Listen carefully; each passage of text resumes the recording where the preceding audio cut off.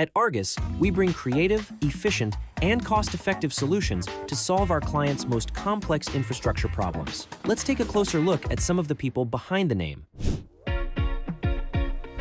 My name is Garrett Jerstad. I'm the Business Unit Director for the Central Region and General Aviation across the country. My focus is solutions for our commercial customers and general aviation customers as well. The compliments that I've gotten before are that we're really just an extension of their operations. We may have the Argus logo on our shirt, but we're wearing their operator hat during the day. Once we have their idea or their challenge at hand, we listen to understand what the total project objective is and then solve that through the finish line. We really look at it from a full life cycle of solutions, whether it's planning, master planning, schematic design, detailed design, permitting, bidding, construction, and then obviously maintenance on the back end. I've really seen our relationship turn from vendor to partner when we have repeat clients, if we've been the first call whenever that project comes up.